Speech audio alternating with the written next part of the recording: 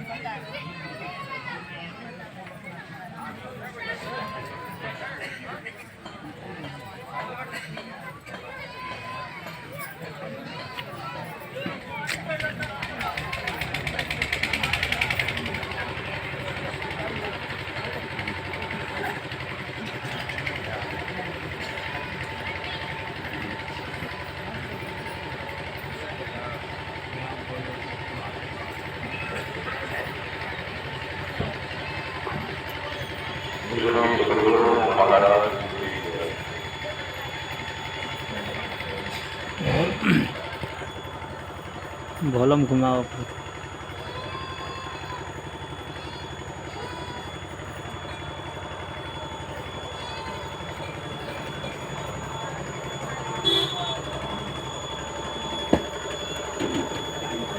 महाराज श्री सदगुरु महाराज की जय।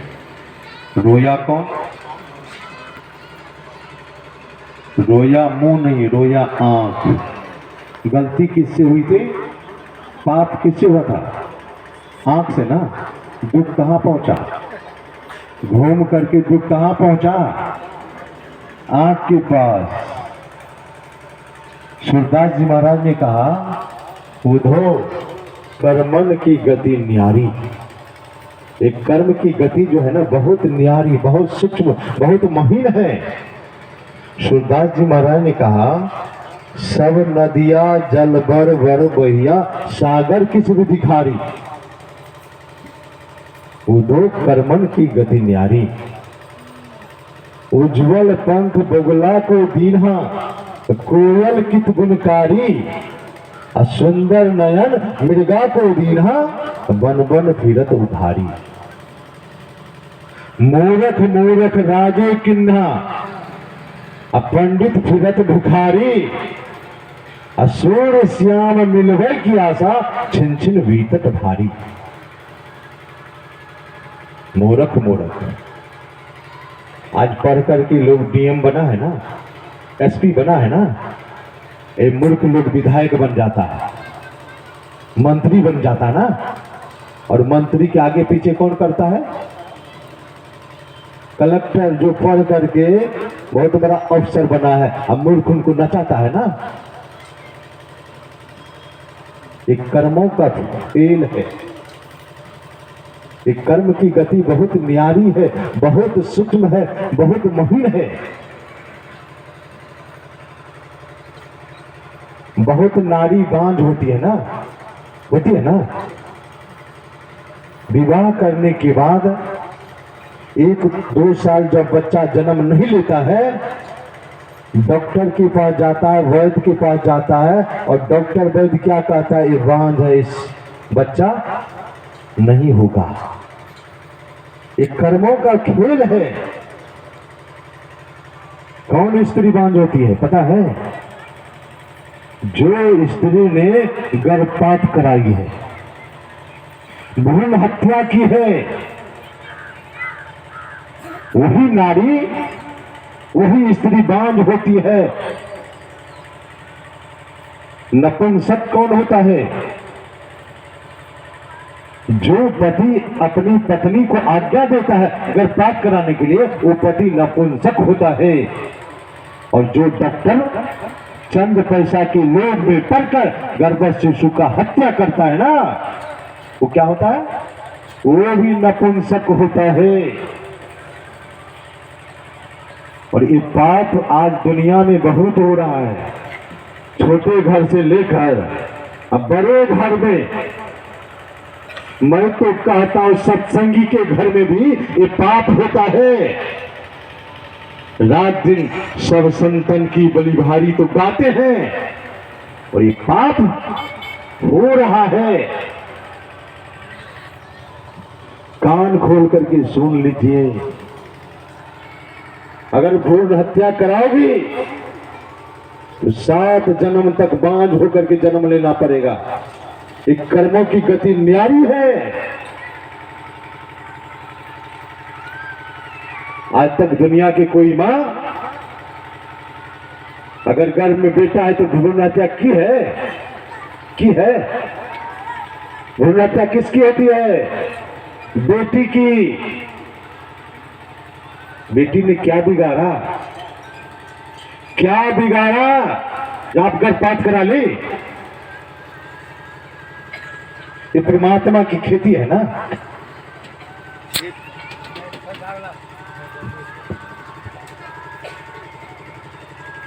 परमात्मा को पता है किनको बेटी की जरूरत है, किनको बेटा का जरूरत है ना।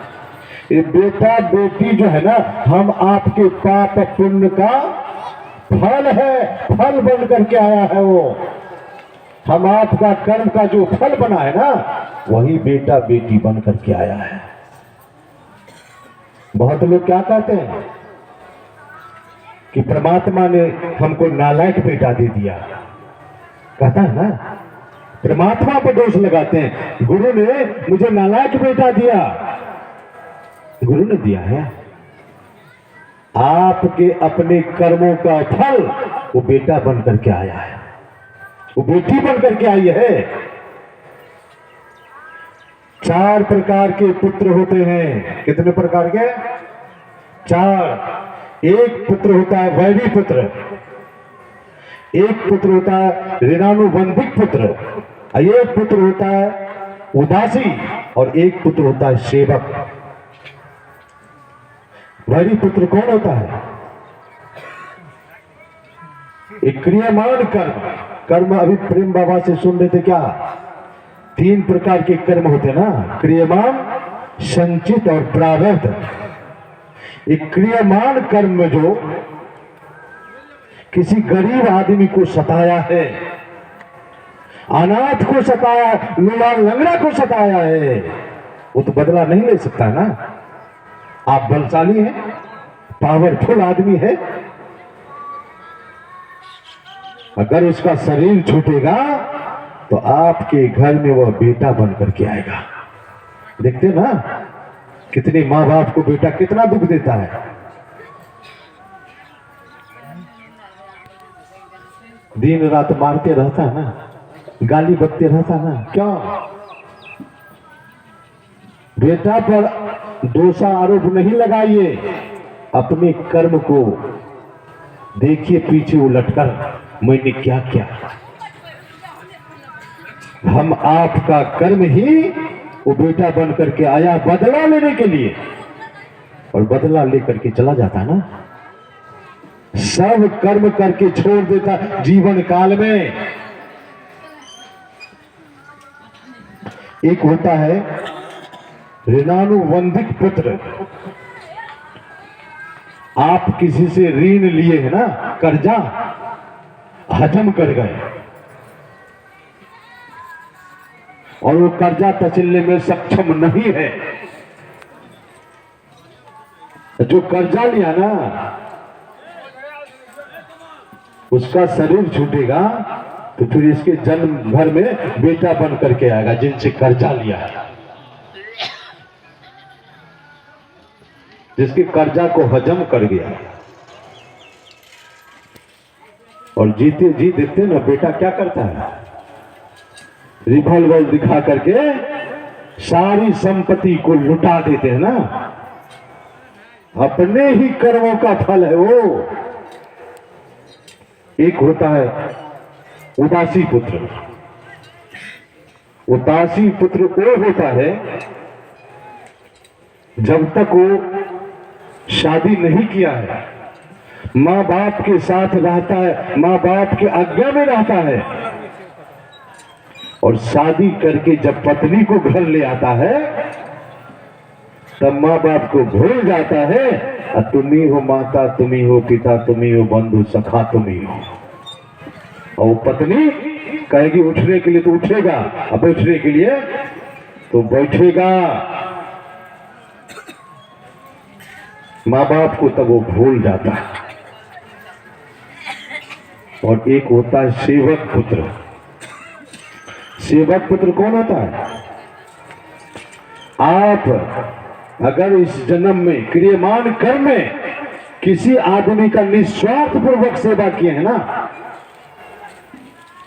चाहे माँ हो, पिता हो, सास हो, ससुर हो, अनाथ हो, लोहा लंगड़ा हो, निस्वार्थ पूर्वक सेवा किए हैं तो उसका शरीर छूटेगा तो आपके घर में जन्म लेगा, बेटा बन करके बेटी बन करके आएगी और जीवन पर्यंत सेवा करेगा। देखते हैं ना कितना बेटा माँ बाप की आज्ञा में रहता है ना, माँ बाप जो कहता है करने के लिए वो भी करेगा। इसका मतलब आप पूर्व जन्म में आप उनका सेवा किए हैं। महाराष्ट्र में पंढरपुर है। अब पंढरपुर में एक गरीब ब्राह्मण के घर में पुंडरीक का जन्म हुआ था। जब पुंडरीक बच्चा था ना तो मां बाप की आज्ञा में नहीं रहता था, मां बाप का सेवा नहीं करता था। पुंडरीक एक दिन खेलते खेलते कुट्टुक ऋषि के आश्रम में गया। जैसे कुट्टुक ऋषि के आश्रम में गया तो बहुत सुंदरी 3 देवियां फूल माला लेकर के खड़ी थी। पुंडरीक ने ऐसा रूप कभी नहीं देखा था। पुंडरीक जाने लगा प्रणाम करने के लिए। उस 3 में से एक माता ने कहा, तुम मेरे शरीर को स्पर्श मत करो, अगर तुम मेरे शरीर को स्पर्श करोगे मैं अपवित्र हो जाऊंगी, क्योंकि तुम्हारा हाथ पवित्र नहीं है। ये हाथ पवित्र कब होता है? ये हाथ पवित्र कब होता है? जब इस हाथ से हम माँ बाप का सेवा करेंगे निस्वार्थ पूर्वक, सास ससुर का सेवा करेंगे निस्वार्थ पूर्वक, तब ये हाथ पवित्र होगा। और इस हाथ से माता पिता का सेवा नहीं करेंगे, सास ससुर का सेवा नहीं करेंगे तो ये हाथ अपवित्र रहेगा। एक माता ने कहा, अगर तुम मेरे चरण को स्पर्श करना चाहते हो तो तू जा। बिहारी